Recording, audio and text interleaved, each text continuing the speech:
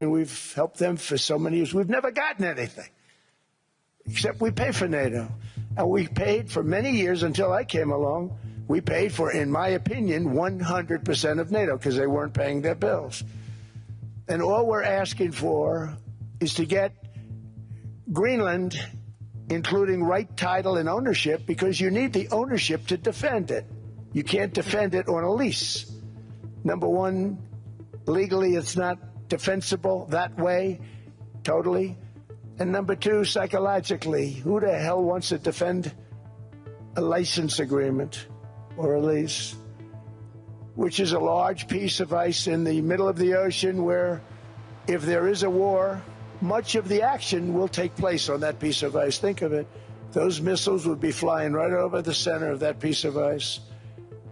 All we want from Denmark for national and international security and to keep our very energetic and dangerous potential enemies at bay is this land on which we're going to build the greatest golden dome ever built. We're building a golden dome that's going to, just by its very nature,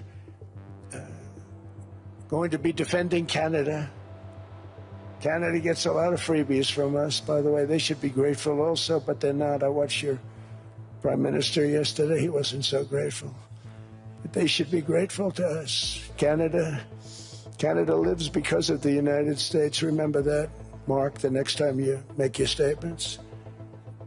What we did for Israel was amazing, but that's nothing compared to what we have planned for the United States, Canada, and the rest of the world. We are going to build a dome like no other. We did it for Israel. And by the way, I told Bibi, stop taking credit for the dome.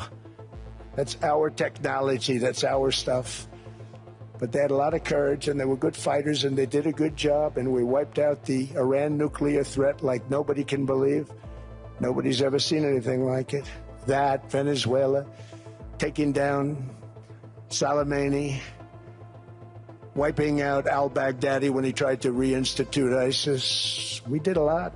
I did a lot of big things, all perfectly executed. Everyone was perfectly executed. Somebody told me that, a military expert told me, sir, everything you've done has been perfectly executed. I said, I know. So other presidents have spent, whether foolishly or not, trillions and trillions of dollars on NATO and gotten absolutely nothing in return. We've never asked for anything. It's always a one-way street. Now they want us to help them with Ukraine. And let me say, we're going to. I'm really helping, not even them. I want to see, last week, if you saw, it was 10,000 soldiers, but last month it was 31,000 soldiers died. 31,000. That's this room times, the number of people in this room times 30.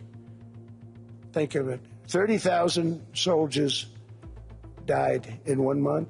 The month before it was 27,000. The month before that it was 28,000. The month before that it was 25,000. It's a bloodbath over there.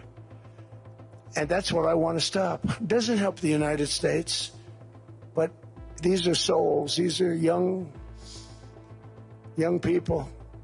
Look like you, look like some of you right in the front row. They go to war. Their parents are so proud. Oh, there he goes, comes back. 2 weeks later, they get a call, your son's head's been blown off. I want to stop it. It's a horrible war. It's the worst since World War II. They keep going, they'll exceed World War II. The numbers are staggering, how many people they've lost. They don't want to talk about it. Ukraine and Russia lost just tremendous amounts. And I'm dealing with President Putin, and he wants to make a deal, I believe. I'm dealing with President Zelensky, and I think he wants to make a deal. I'm meeting him today. He might be in the audience right now. But they got to get that war stopped because too many people are dying, needlessly dying. Too many souls are being lost. It's the only reason I'm interested in doing it. But in doing it, I'm helping Europe, I'm helping NATO, and I've until the last few days when I told them about Iceland, they loved me. They called me daddy, right, last time. Very smart man said, he's our daddy. He's running it. I was like running it. I went from running it to being a terrible human being. But now what I'm asking for is a piece of ice cold and poorly located, that can play a vital role in world peace and world protection. It's a very small ask compared to what we have given them for many, many decades. But the problem with NATO is that we'll be there for them 100%. But I'm not sure that they'd be there for us if we gave them the call. Gentlemen, we are being attacked. We're under attack by such and such a nation. I know them all very well. I'm not sure that they'd be there. I know we'd be there for them. I don't know that they'd be there for us. So with all of the money we expend, with all of the blood, sweat, and tears, I don't know that they'd be there for us. They're not there for us on Iceland, that I can tell you. I mean, our stock market took the first dip yesterday because of Iceland. So Iceland's already cost us a lot of money. But that dip is peanuts compared to what it's gone up. And we have an unbelievable future in that stock. That stock market is going to be doubled. We're going to hit 50,000, and that stock market's going to double in a relatively short period of time because of everything that's happening. But this is a good example. After giving NATO and European nations trillions and trillions of dollars in defense, they buy our weapons. We make the greatest weapons in the world, but now we're going to make them faster, much faster. You saw that. I put a cap on the salaries. Then I put no buybacks, no stock buybacks, no various other things that they were doing. I mean, they were making $50 million, but it would take them 3 years to give you a Patriot missile. I said, that's not good. My chauffeur can do a better job than that, and he makes slightly less than 50. They make big salaries. If they're going to make those big salaries, they're going to have to produce a lot faster. The good news is we have the greatest equipment in the world. Now we're going to start making it a lot faster. They're going to build additional plants. And all of the money that goes into stock buybacks is going to go into building plants. We're not allowing stock buybacks by defense companies any longer. They're going to build new plants to make Tomahawks, Patriots. We have the best equipment, F-35s. F-47, the new one just coming out. They say it's the most devastating plane, fighter jet ever. Who knows? They called it 47. If I don't like it, I'm going to take the 47 off it. I wonder why they called it 47. We'll have to think about that. But if I don't like it, I'm going to take that 47 off. But it's supposed to be the Stage 6. It's supposed to be the first Stage 6 plane, undetectable, like our B-2 bombers were undetectable. They flew right over Iran. They were undetectable. And they did their job, and they got the hell out of there. So we want a piece of ice for world protection, and they won't give it. We've never asked for anything else, and we could have kept that piece of land, and we didn't. So they have a choice. You can say yes, and we will be very appreciative, or you can say no, and we will remember. A strong and secure America means a strong NATO, and that's one reason why I'm working every day to ensure our military is very powerful, our borders are very strong, and above all, our economy is strong, because national security requires economic security and economic prosperity, and we have the greatest that we've ever had. Biden and his allies destroyed our economy and gave us perhaps the worst inflation in American history. They say 48 years, I say forever, but I think 48 years is the equivalent to forever.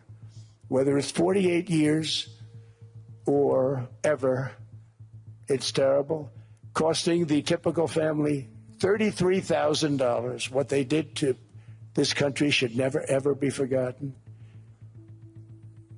It's early, but he has to be rated as the worst president we've ever had by far. The auto pen did much of the damage.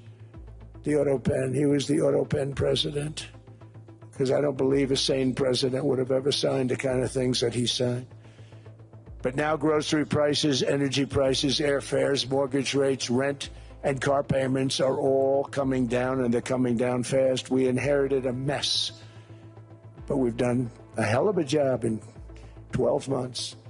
Under my most favored nation policy for drug prices, the cost of prescription drugs is coming down by up to 90%, depending on the way you calculate. You could also say 5, 6, 7, 800%. There are two ways of figuring that. But we have a favored nations policy that every president wanted, no president was able to get. I got it, and other nations approved it. And I had to use tariffs in order to get it because they said, no way. In other words, a pill that costs 10% in London costs $130. Think it costs $10 in London, costs $130 in New York or in Los Angeles. And I'd say, boy, that's bad. Friends of mine would say, you know, we go to London, you can buy the stuff for nothing. We go all over the world, we could buy it for nothing. Because basically America was subsidizing every nation in the world because presidents allowed them to get away with it. It became very tough. So when I called up Emmanuel Macron, I watched him yesterday with those beautiful sunglasses. What the hell happened? But I watched him sort of be tough. But he was at $10 for a pill. And I said, Emmanuel, and I have all the big pharmaceutical companies are in total agreement. It wasn't easy, by the way. They're tough, smart. They've been getting away with the scam for a long time. But they gave it up. But they said, you'll never get the countries to approve it. I said, why is that? Because they won't. They always said, we're not paying any more. Get the rest for the United States. So over the years, they stayed the same. We just went up, up, up. And I mean, we would pay 13, 14, 15 times more than some certain countries would. So I said, no, they'll approve it 100%. Sir, you'll never get them to approve it. I said, I guarantee you. But I actually started with Emmanuel, who probably is in the room too. And I like him. I actually like him. Hard to believe, isn't it? And I said, Emmanuel, you're going to have to lift the price of that pill to $20, maybe $30. Think of that. That means it's a doubling of prescription drugs. Might be a tripling, might be a quadrupling. It's not easy. No, no, no, Donald, I will not do that. I said, yes, you will, 100%. He said, no, no, no. You're asking me to double. I said, Emmanuel, you've been taking advantage of the United States for 30 years with prescription drugs. You really should do it, and you will do it. I have no doubt. In fact, I am 100% sure you're going to. No, no, no, I will not do it. Because, yes, in all fairness, he has to double or triple. Because the world being a bigger place than the United States, it's not that you meet in the middle. You just have to go up some, and we come down a lot. They go up a little, we come down a lot. So we're at $130, they're at 10. So they may have to go to 20 or 30. No more than that. I said, Emmanuel, you're going to be doubling or tripling? No, no, no. I said, here's the story, Emmanuel. The answer is you're going to do it. You're going to do it fast. And if you don't, I'm putting a 25% tariff on everything that you sell into the United States and a 100% tariff on your wines and champagnes. And that's about 10 times more than what I'm requesting. And you're going to do it. I don't want to go public with it, but you may make me do that. No, no, Donald, I will do it. I will do it. It took me, on average, 3 minutes a country, saying the same thing. You will do it. They all said, no, no, no, I will not do it. You're asking me to double the cost of prescription. I said, that's right, because you've been screwing us for 30 years. And they said, we will not do it. I said, that's all right. On Monday morning, we're putting a 25, 30, 50. I gave different numbers for different countries. This is also national security we're talking about. Not fair. We're not going to subsidize the whole world. And every one of those countries have agreed to do it. So one of the biggest things that I've done is the fact that we have now most favored nation. We will pay whatever the lowest price is in the entire world. So our drug prices are going to be coming down by staggering 90%. Again, you could say 1,000%, 2,000%. Depends on the way you want to figure it, but we'll go with the way the fake news likes it better because it sounds, can you imagine a 90% reduction sounds much worse. But drug prices are going to be coming down tremendously in all the nations, and I appreciate them doing it, but they did it.